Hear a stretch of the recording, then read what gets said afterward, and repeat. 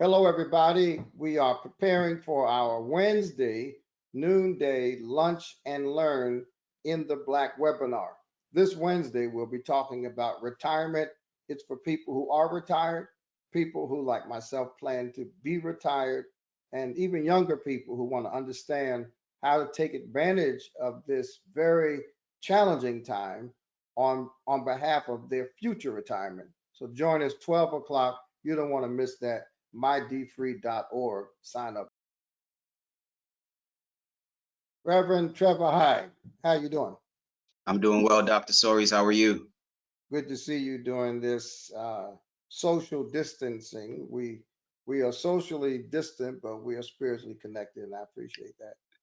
Yes, sir. Thanks for having me on tonight. So, how are things at the church in Brooklyn? Well, things are going well. A lot of different changes had to be made. We had to switch over from being a traditional church to a digital church overnight, and I am happy to say that many of our members followed suit without much hesitation. We recently started a every night prayer call, and we are on day 26, and we have been averaging about 200 people per night. This particular call has been the one thing I think that has kept the spirit of the church alive.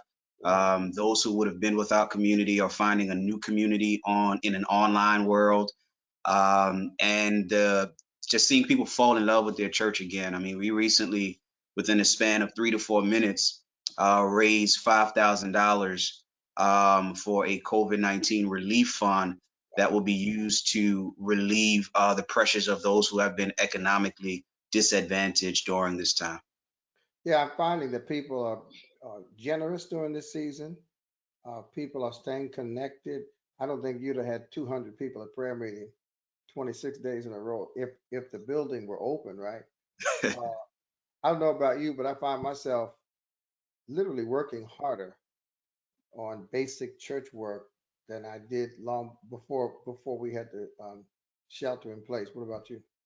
Oh, absolutely. I think this season has let me see that you begin to see all the things that you need to work on that you weren't necessarily paying attention to before. So I will be up from 8 back until about 9, 10, 11 o'clock at night, working, planning, thinking about what has to happen now, what has to happen when we return.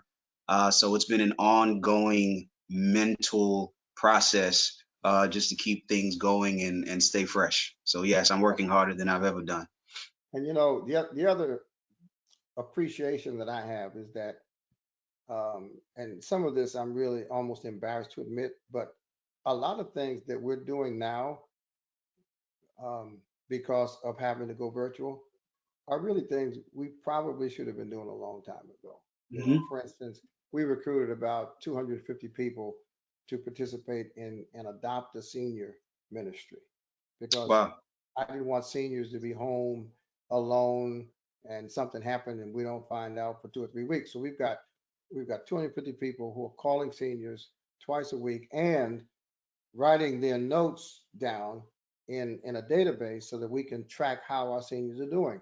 Now, it should have, I mean, to be honest, it should not have taken a coronavirus Yeah. to get us to pay attention to the fact that a lot of people live alone and the church needs to make sure that they're okay. So I'm finding a lot of our ministries, our online Bible study has like 1,000 people registered. Wow. We have 3 prayers on Wednesday now, and it's an interesting dynamic to see that. First of all, we're doing things we could have been doing the whole time, Uh-huh.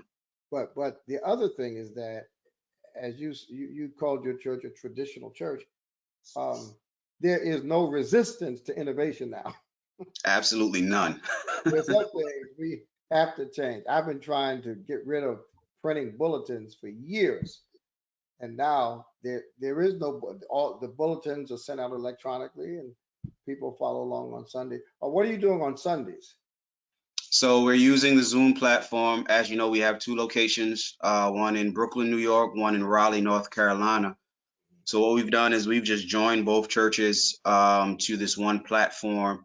and we're all worshiping as a united church at 9:45 every Sunday. That's interesting. And that's also something you could have done long Yeah. before the shelter in place. So you know this because you know me personally. I put in my papers to retire from the church after 30 years on November the 15th. And a lot of people have been asking me, well, will this cause you to postpone your retirement? And I think the people asking me are asking me for institutional purposes. What they don't know is that my financial status has been impacted by the downturn in the economy, and it's caused me to think about some different thoughts, which is Hmm. exactly why I'm appreciative to you for helping us spread the word about our Wednesday webinar. You Hmm. know, we've been having these webinars every Wednesday for the last few weeks, and they've gotten a good response. And this Wednesday, we're going to talk about retirement and how the coronavirus, how the downsizing of the economy, how the losses in the stock market Hmm. impact either current retirees or people who had planned to retire, like I. You have a lot of retirees in your church. Have you encountered any questions or concerns relative to retirement? Oh yes, we have a good number of folks that have recently retired or were scheduled to retire this year. And one of the biggest questions that they asked was, should I reach out to those that are managing my retirement account, or do they just automatically go in and begin to make the changes for me, considering they see what's happening in the stock market and in the economy? So I've had to tell them, yes, you need to make sure that you speak with them, do a risk assessment, look at your portfolio, see what makes sense for you, and see what needs to be moved around in consultation with your financial advisor, so that you can make sure you minimize losses, but also you're planning for the future. So you're not just moving it, keeping it there, but you're still talking about what will happen when we get out of this. So this this Wednesday at 12 o'clock, we'll have two financial professionals on. And one of the things I like about the people that we have on our webinars is that they not only tell people what they should do, but they tell them how they can do it. And so a lot of people don't call professionals or don't call their mutual funds or their 401k manager because they just don't know how. And I think this webinar is going to be a how-to for Hmm. people who need to think about retiring or need to think differently while they're retired, or young guys like yourself who are a long way away from retirement, but every year counts and every decision has an impact on your ultimate outcomes. So I appreciate you helping us spread the word as you always do. I appreciate you being on the dfree team, and Sir. I'm going to invite a few of our dfree leaders to come on at the beginning of the webinar, and I hope you're free to come on for a few minutes with the other co-brand partners, as we call them, who have helped spread the word all over the country. All right, so thank you. Thanks for keeping the fire burning. Thank you for leading God's people during this very difficult time. And thanks for the work that you do with dfree. Thank you. And thank you for everything you're doing as well.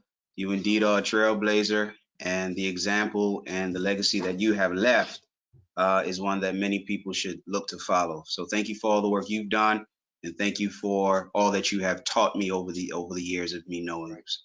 you. All right, son. Take care. I'll see you Wednesday. See you then. All right. God bless.